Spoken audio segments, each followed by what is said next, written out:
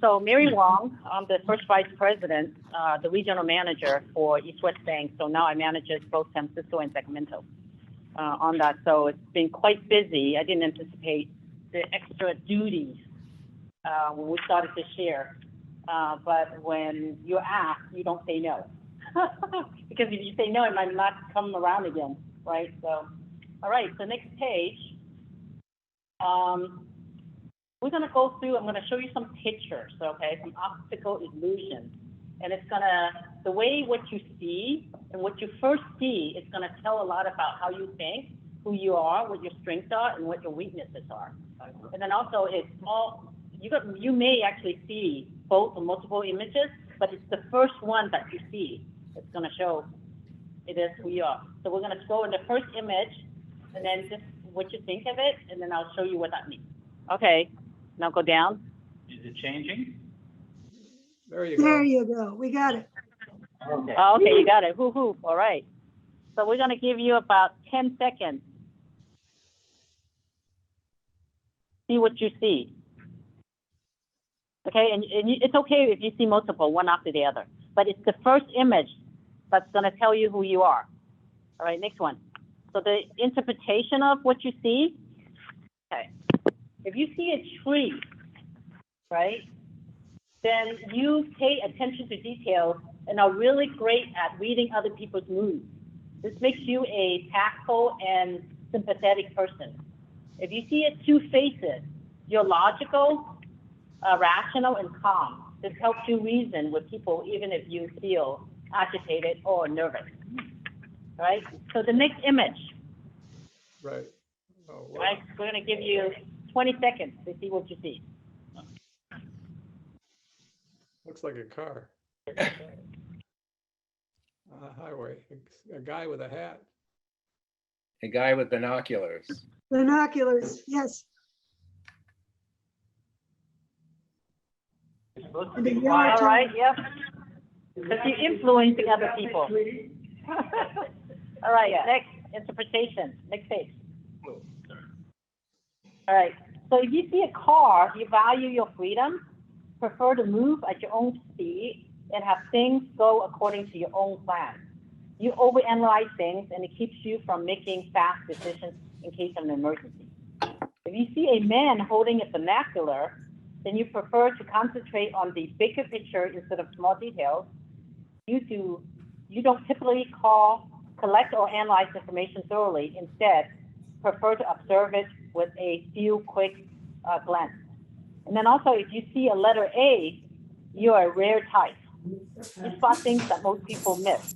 This gives you a unique perspective and an outside the box type of thinking. That's me. Right? So the A. Oh, I got it. First thing I saw was the A. Right? All right, next one. Cool. Oh, I get that.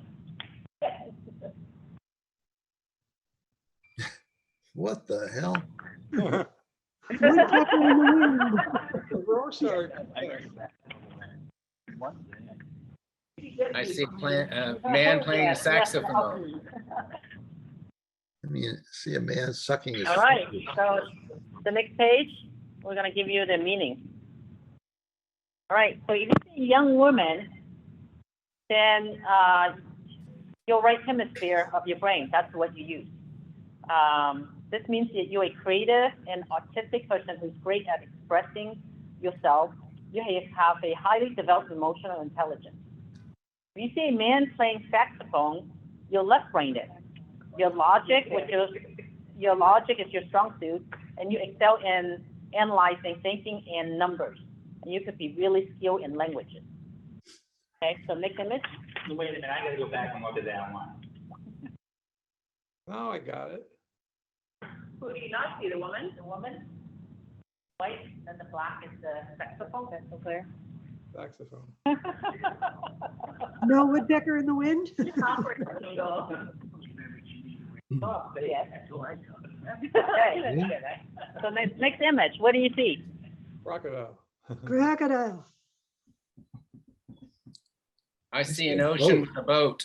Yeah, and a mountain range. Yeah. Alligator. Flowers. Okay, To be difficult. all right. So next page for meaning. Okay, if you see a crocodile, you are a practical individual, cautious and careful. You prefer to avoid any risk taking. You sometimes focus more on the negative than the positive. And if you see a boat, you're a very observing person. You notice everything that's happening around you. Your personality has a creative side and you can find a way out of any uncertain situation. God, I'm terrific. Okay, me too. All right, next image. Wolf or a dog. Looks like a What do you dog. see? Looks like a- Right? Careful now. All right, next page, meaning. All right, if you see a dog's tail and hind legs, you always try to look for original solutions to your problems. You use not only your logical thinking, but also your creative approach. If you see a dog snout and a head, then you prefer consistent analysis of reality. You use more of your analytical approach when it comes to problem solving. Right. So what that says is, with everything in life, there is no right or wrong, right? It just depends on how you see things, right? And that's how you interpret, all right? So that goes into the next page on the next question. What this has told me is I'm confused. That's okay too. All right. Oh, a crocodile. All right. Ooh, looks like two crocodiles coming in. And then, oh, it's like a, That'd be All a right, perfect- next page. Two crocodiles. All right, if you see two crocodiles, you try to be in control of every situation in your life. You rather be in charge than obey orders. At the same time, when you take a leadership role, you're not super authoritarian, you're an attentive leader.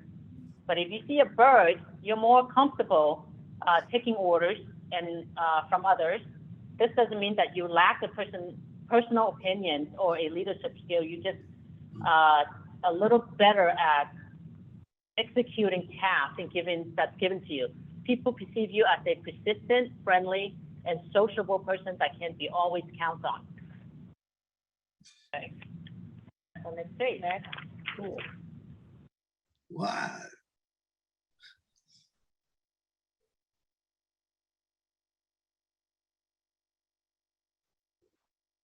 All right, next page. it's like a person.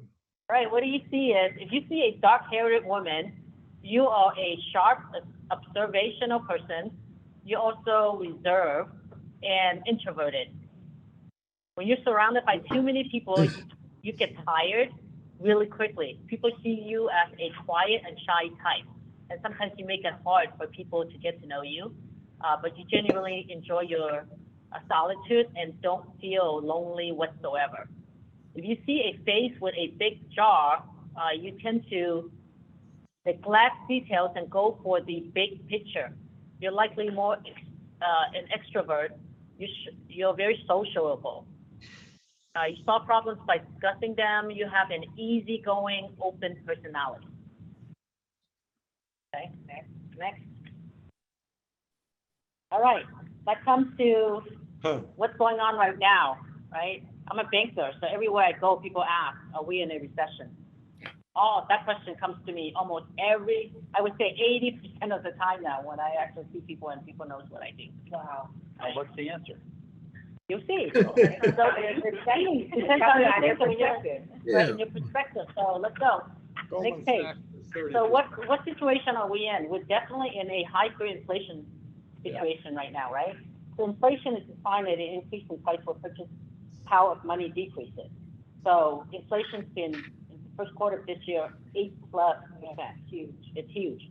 So then are we in a stagflation period, right? Stagflation measures by high inflation, high unemployment, and slow economic growth.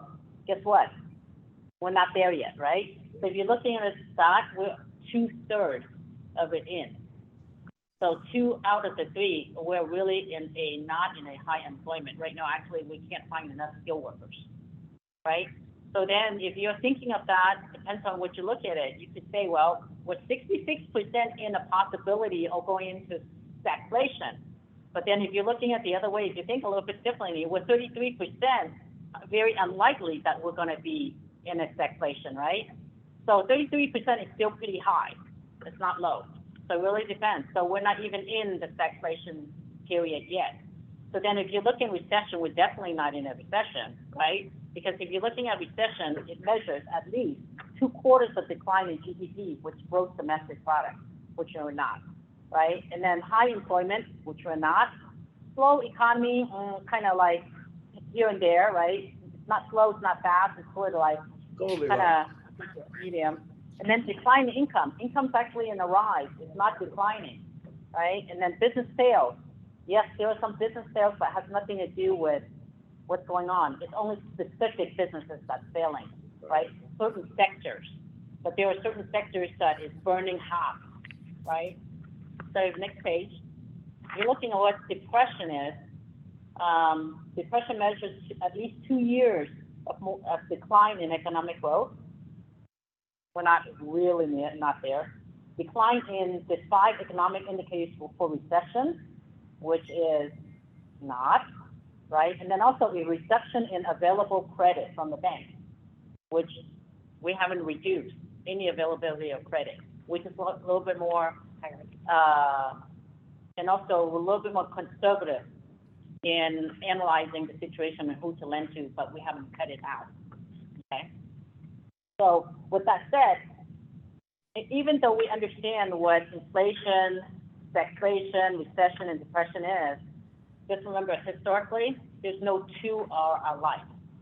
But the situation is always very, very different. So you could use some historical data to try to predict the future, but since there's no 2 situations are alike, it's very, very difficult, okay? So then you're thinking of it, next page. If you're looking at it on the government level, what tool do we have to help fight inflation, right? So government really have 2 biggest tools is interest rate and also supply of money in the economy. Those are the 2 biggest tools. So that's why any Fed job is really hard in even using these tools, because how much do you use? Let's just say you raise interest rates to fight inflation, but if you do it too much, it plunges the economy into a stagflation and then into a recession, right? But if you don't do it enough, it really doesn't do anything. So it has to be the right amount. And what is the right amount? Nobody has a crystal ball to determine the right amount. Because remember, no 2 stagflation, inflation, or recession period is the same. So what do you do, right? And Mary, is that why they will raise interest rates incrementally? Yeah, that's why they're doing incrementally to kind of see how it affects what it does, and then make the next decision. But when it comes to banking and bankers, we always use probability. There's no absolutes, right? But there is another possibility that Fed's going to raise another quarter because they haven't seen it slow down yet, especially all these gas prices that's really high. And what's causing it is not just the supply chain, but also what is going on with the labor market, with climate change. Remember in the beginning of the year, I said that these are the problems that we were looking at. All those are in play right now. So that's why that's also making it a little bit more difficult. So next page. So historically, if you're looking at interest rates, right? Back in the highest interest rate is in the 80s.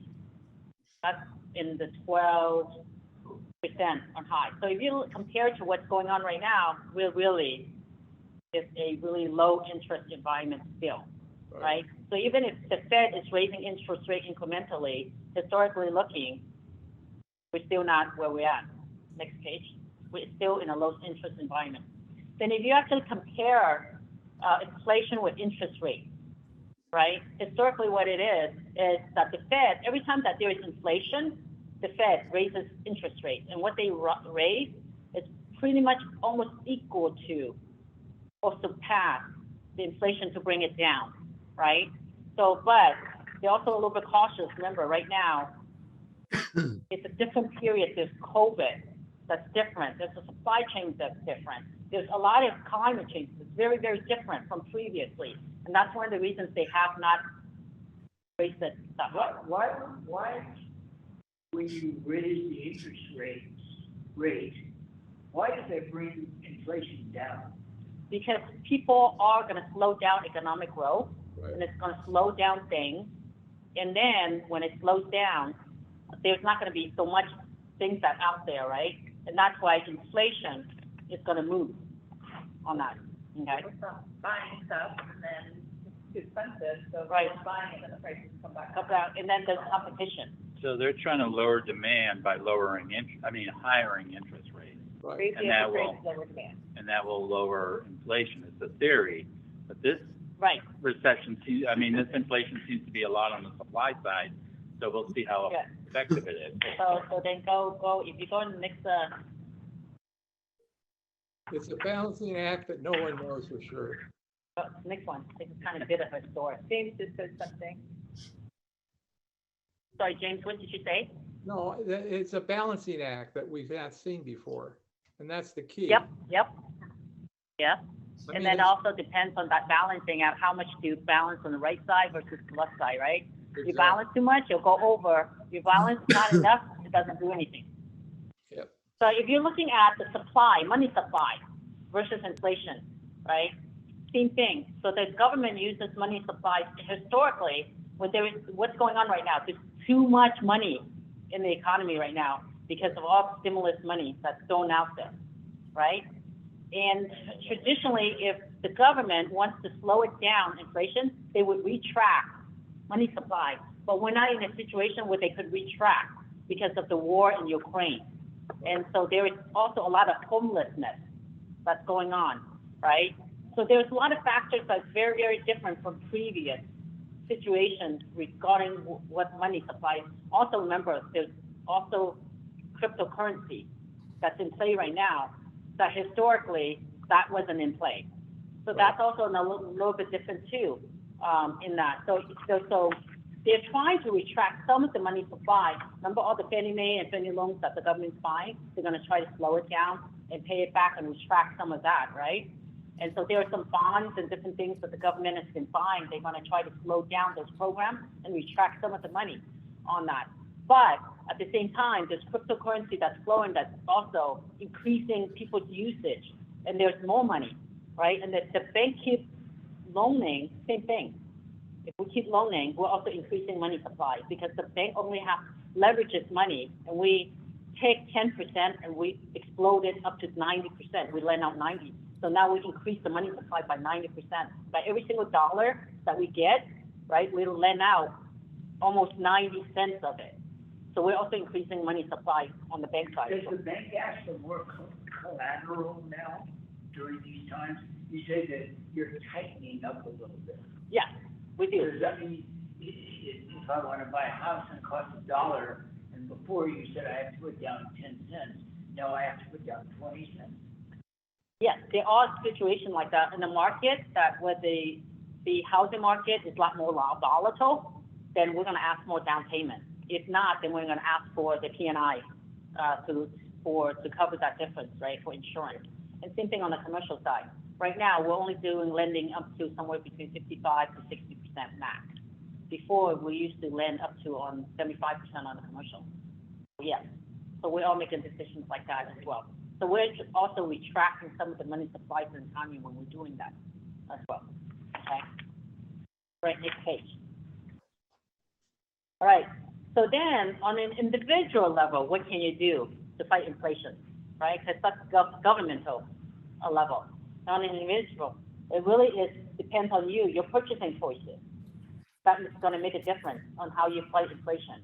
Instead of buying higher price items, now you reduce and buy a similar item that's not so high price.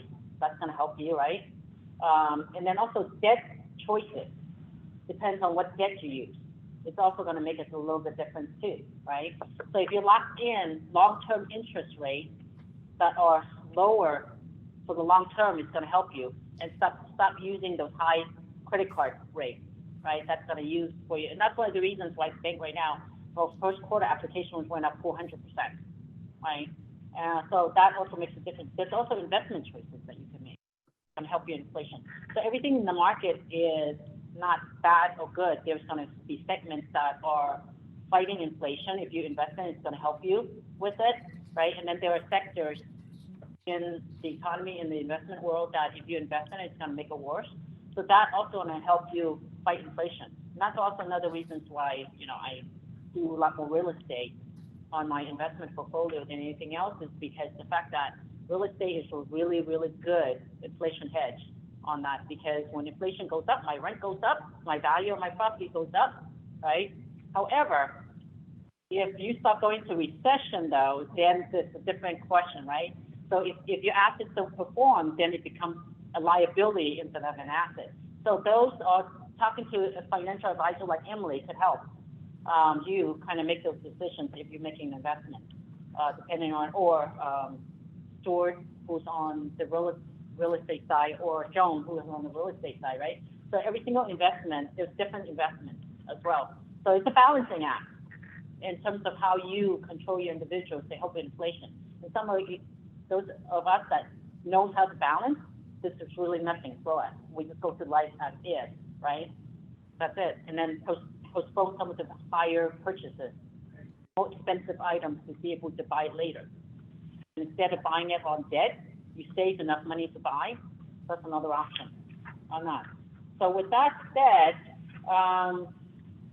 humor, to end the presentation, and the humor, because a lot of us feels a little bit mentally insane, don't know what to do, lost, however you describe yourself, right? But if you could find a friend that has the same mental disorder as you, that's priceless, right? Then you don't have to go through it alone. You have a company that's going on with it, right? So thank you. Hey,